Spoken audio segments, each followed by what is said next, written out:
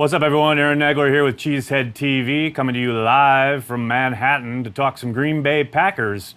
Still reeling a little bit from the amazing comeback Sunday, but reality sets in and things like Trevor Davis being placed on injured reserve come to light as the Packers just announced on Tuesday afternoon, along with a couple of other moves. The Packers picking up a corner off of waivers from the Atlanta Falcons. The second year in a row they've gotten somebody off waivers from the Falcons.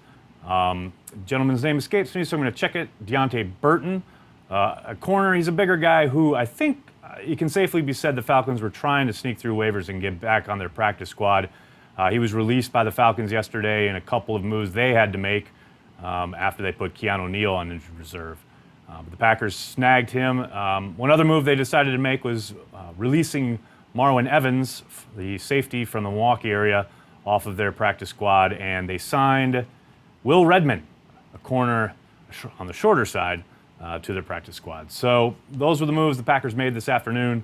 The headline, obviously, is Trevor Davis to injured reserve.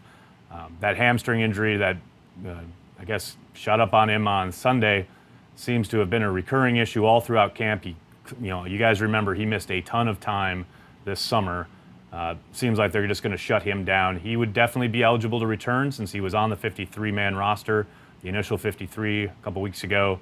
That means he can come back after 8 weeks if the Packers so choose. They get 2 of those moves per year. Trevor Davis could be one of them. Hello to everybody chiming in here. Yeah. Any news on Raji? I love it. That's a personal question. Who pays my salary now? What is it to you? Why do you care? You get the sweet content. You just relax about who pays for it, all right? Whew, so what talk about starting the chat with a right and a left. Do the Packers look to make a trade for a pass rusher after Matthews' performance? No. They will hope that Matthews kind of comes out of his slumber from week 1, maybe move him inside, get Reggie Gilbert on the field a little bit more, maybe get Gilbert on the field a bit more regardless. But I don't see them making any kind of big moves. Very personal questions here today. Was I in New York on 9/11? Yes, I was.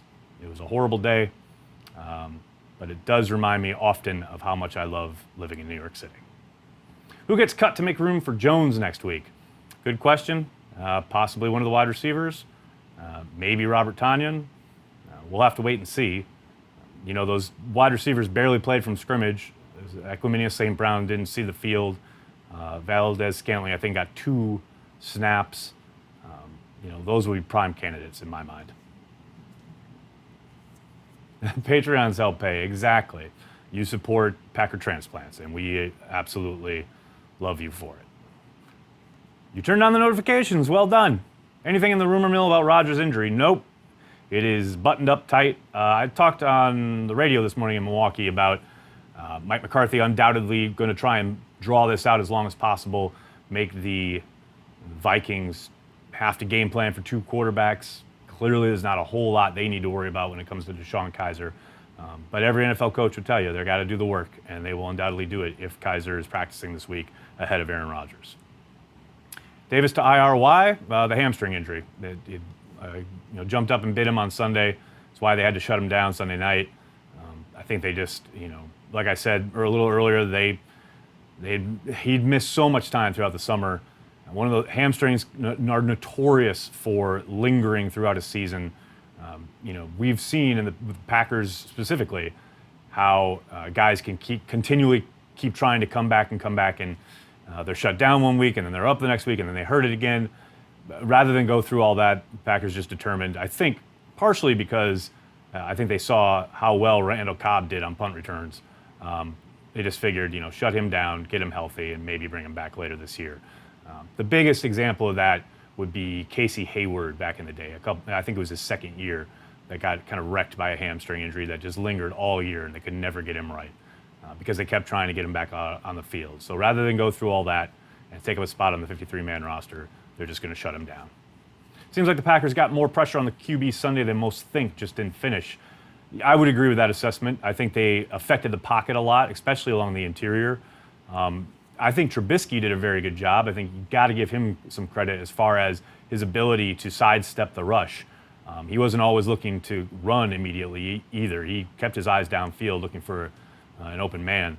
But I agree with you. I think they did affect the pocket quite a bit. They just didn't get home.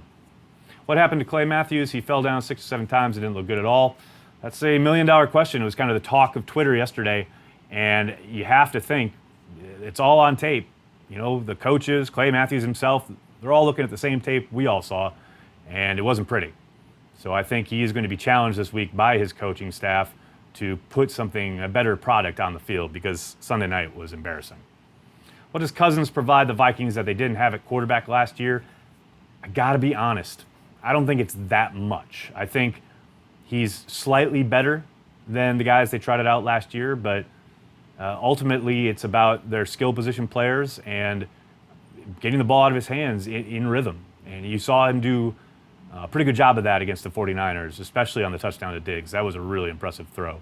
I don't think it's a giant leap talent-wise from Cousins to the several quarterbacks that they played last year.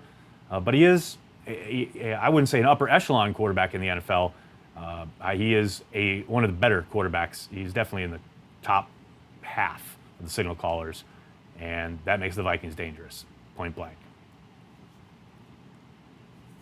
Amazing to think about the comments Clay made after the draft. I believe you're referring to when he was talking about the lack of depth behind himself and Nick Perry. I guess Reggie Gilbert could have taken that as a slight. Clearly, Gilbert's just going to keep his nose to the grindstone and keep working his butt off and try to keep playing better than Clay Matthews, which he has done so far. I just got here but heard anything about Rodgers' injury. Nope, nothing new on Rodgers' injury. I don't think we'll hear anything until tomorrow officially. Maybe something breaks overnight. Maybe, say, the agent David Dunn maybe gives something to Adam Schefter or one of the medical guys give it to somebody at ESPN. That's always a possibility. But more likely than not, we won't know anything until Mike McCarthy talks tomorrow morning. NFC is loaded. Are Packers better than the Rams, Vikings, Eagles, Falcons, etc.? Well, I mean, you say they're loaded, but it's 1 week in. These teams are going to look very different, or one or two of these teams are going to look very different come November. You just got to worry about the games in front of you. Are they better than them at this moment? Who knows? But all that matters is, are they better than those teams when they have to play them? Clearly, they play the Vikings, they play the Seahawks, they play a bunch of teams, but they got to only worry about the team that's in front of them. Ultimately, it comes down to it: win your games, win the division, get into the playoffs, and anything can happen. It's not a question of power rankings don't mean a whole hell of a lot. Our best hope against the Vikings is they don't have a great offensive line. Thoughts? I agree. I think you hopefully can see some dominance along the interior. I thought the defensive line came alive in the second half of the game Sunday night. Needed a much quicker start. Although I think Mike Daniels played a really good game. He did not a lot of stuff that shows up on a stat sheet or a highlight reel, but Daniels was there, down in and down out. And I thought Kenny Clark played well too. Wilkerson was disappointing early, but going back and watching the tape this morning, he played much better in the second half. I think we need all three of those guys to kind of bring their A game right from the outset. And I think, I got to be honest, I think they got to get Reggie Gilbert on the field more. He's going to be able to take advantage of their tackles in a way that, frankly, I don't think Nick Perry and Clay Matthews can. It sounds like hyperbole. It sounds like a hot take, so to speak. But I think Gilbert's shown he's got quick twitch in a way that those guys don't. Even though Graham's stat line was not great, it looked like he took a lot of the attention off the wide receivers. I agree. I posted a video actually earlier this morning on my Twitter feed saying, kind of giving an example of how the Bears treated him. They were chipping him on nearly every play he was trying to get out into a pass route, especially any of the crossers that he was trying to pull across the formation. Ultimately, they almost always had their defensive end, on whichever side he was on, chip him on his way out, trying to disrupt him. And as Mark Tauscher chimed in on Twitter, that's an offensive tackle's best friend, because now you don't have to worry about that initial rush. But I agree with you. I think that will, that will most likely change from week to week, dependent on what the defensive game plans. Obviously, that was Fangio's approach to McCarthy's offense with Jimmy Graham at the tight end position. We'll see how Mike Zimmer feels. Maybe he treats him the same way. Maybe he gives him some free releases and tries to get after Rodgers a little bit more. Have you seen any improvement in Packers' offensive playbook? Well, I haven't seen much difference. Let's put it that way. I know a lot was made about going back to the page one of the playbook, but it's hard to say that there was much of a difference. I know Joe Philbin brought in a lot of changes as far as the protection scheme goes and the way they call it and the responsibilities up front. But as far as the offensive playbook itself, looks pretty similar. I hope our offensive line does a better job protecting Rodgers or he won't have a long season. Yes and no. I thought they protected him very well in the second half. I think a big part of that is Rodgers getting the ball out of his hands. Now, it's always a combination. It's always the idea that there are these longer developing routes and Rodgers is holding the ball, trying to find a shot. And, and some of it is the offensive tackles, the interior. Justin McCray struggled early, letting guys through and that, causing sacks, causing strip fumbles, etc. But that also plays in concert with Rodgers needing to get the ball out of his hands. There were plenty of opportunities early where he's looking deep downfield rather than just taking the easy throws underneath. And it's not an absolute. It's not, it is this thing or it is that thing. It is always a combination. When will I be down the next Adam Schefter? Hopefully never. And that's nothing against Adam. I've spoken to him many times. I've had him on my podcast. Love the guy. But God, I do not want that job. Does Williams struggle's opening night after Aaron Jones give Aaron Jones a better chance of taking over when he comes back, or will it be a clear split? I think it will be a split simply because Williams is so good in pass protection. As far as calling it Williams struggles, I don't know if I can call it struggles for Williams when Mike McCarthy is slamming him into the interior of the Bears defensive line that the offensive line can't block. That's hard. It's hard to put that on Williams. I saw one play where you could possibly ding Williams for not cutting to his left for what looked like an open hole, although the linebacker's kind of sitting there waiting to pounce. It's hard for me to say that Williams struggled there. I think he got what was blocked. There just wasn't a whole lot blocked on Sunday night. Can we trade Clay Matthews for a bag of balls? Sure. Corey Banky's texting me because we're supposed to be testing some live shot in Green Bay because Packer Transplants Live is coming to you tomorrow at Cheesehead TV. Make sure you check it. Let me tell him that I'm live here. Look at you. Look at you. Heard Rich Eisen's take on the Packers game with the Bears as one they will play in Canton for 12. Are Packer fans underappreciating what just happened? I don't know. Depends on the Packer fan. I think each individual Packer fan obviously experienced it in their own way. But I tell you what, I said after the game that was an all-timer, and everyone would remember exactly where they were when it happened. So this Packer fan, I'm not underplaying it. It's one of the most amazing things I've ever seen in my life. How's that? Martinez appeared to avoid contact altogether a few times on Sunday on some outside runs. Should we be concerned? To quote a very famous 80s television show, what you talking about, Wills? I have no idea what you're talking about. I saw him pull up on occasion so as perhaps not to get a penalty or, because the play was pretty much wrapped up. But I didn't see him avoiding contact from a live ball carrier. I thought Martinez had a fantastic game. He played all 70 snaps, completely orchestrated a defense that was really multiple. Not sure I agree with your police work there. What roles do Josh Jones and Oren Burks have when they return? I'll tell you what, I think Burks will slide right in and be that coverage guy that they need. You saw Whitehead in that role. Maybe Jones gets a few snaps, but I think Burks is going to keep Jones off the field, and Whitehead probably. I think they're kind of filling time until they get Burks back to do just that. But you saw on not even more than one occasion, on most occasions, they had 6, even 7 DBs at a time, rather than have Morrison out there at inside backer. I think you're gonna see a lot of that with Pettin. You're gonna want to see athleticism over kind of brute strength. Now, if a team starts to go power on them, maybe they bring Morrison in more. But I think Burks will see a lot of action as far as being that coverage guy. Do we continue to see the 6 DB package, or was that isolated to our game plan for the Bears? I think some of it is the Bears. Some of it is not having Burks. We'll have to watch it play out, obviously. I doubt we're going to see a ton of 6 DB the entire year. But maybe Pettine likes those athletes in particular and thinks he can, do certain things with them that he can't with other personnel packages. But I did think it was pretty darn effective as the game went on. Is Rodgers okay? That's very fair and to the point. And the only real honest answer is no one knows. But my suspicion is yes, he's okay. He's going to be in pain. He's going to play through it. And that's just a guess. How would you attack the Vikings defense? With quick passes. Now, the obvious thing here, what Mike Zimmer loves to do is play that too high shell and dare you to run the football. And then the Packers can't run the football on their front.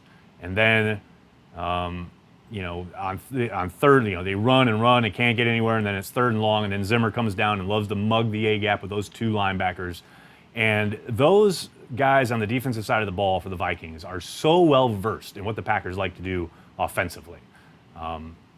I think you've got to change it up a little bit. You've got to feature more bunch stuff, more motion, some more exotic looks.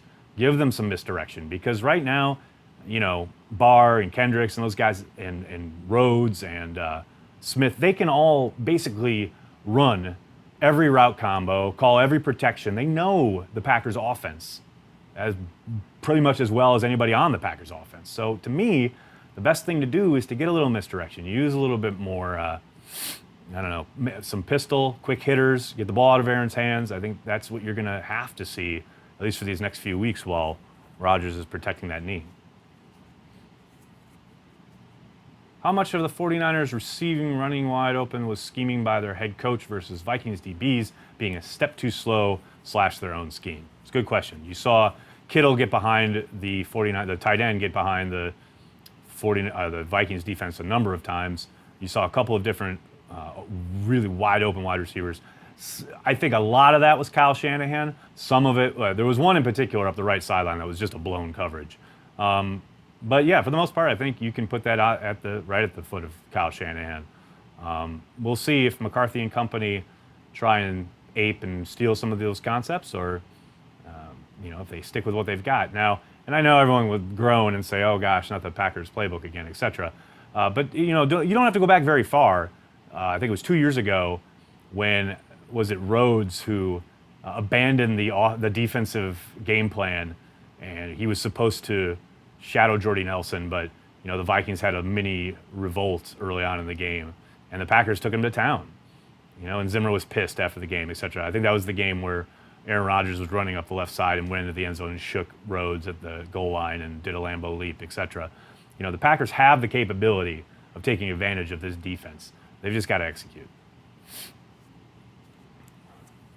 Why did we get a cornerback and not an inside linebacker? Because they get players. They don't get positions. I think that's the number one misconception most people have about the NFL is that, unlike fantasy or Madden, it's not about we need this number of guys at this number of positions. They're more than willing to accept being a little light behind certain frontline starters if it means getting a guy who they really like his ability at the position he plays rather than a position he doesn't that maybe a perceived need. But why go out and get just a guy when you can get a guy who has some upside and you think could become a player? They're in the business of collecting good football players, not positions. That is the number one misconception that I think fans have a real hard time wrapping their head around. Do Rodgers and or McCarthy ditch the run too quickly, referring to the first half? Sunday? I sound like more of playoffs. No. No, if anything, they stuck with it too long. They kept banging freaking Jamal Williams into the middle of a brick wall. No. If anything, they stuck with it too much. They should have got to the quick-hitting stuff way sooner. Graham going to have 2 TDs this Sunday. There you go. That's the power of positive thinking right there. Will Graham be more involved going forward? We'll see. I think a lot of it depends on how defenses play him. If other defensive coordinators see what the Vikings did and go, I like that approach, and try to do the same thing, McCarthy's going to have to do something to get him free. And I will also say, a lot of that, especially early on in the game, had to do with Rodgers. It was funny. There's a play in particular where they motion Graham into a bunch behind Randall Cobb.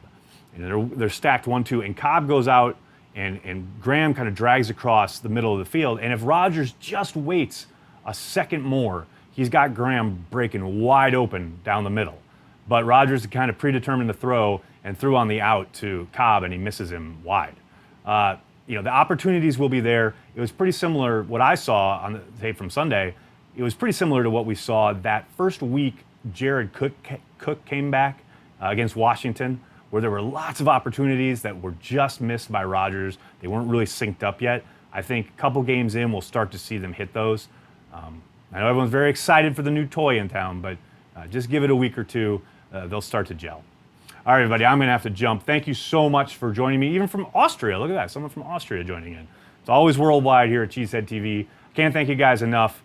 Make sure you're checking cheeseheadtv.com for all the latest on the Green Bay Packers. We'll have it all for you. If it's happening in and around the Packers, we've got it for you because we are dedicated to Packers fans worldwide. Thanks a lot, everyone. Have a great night.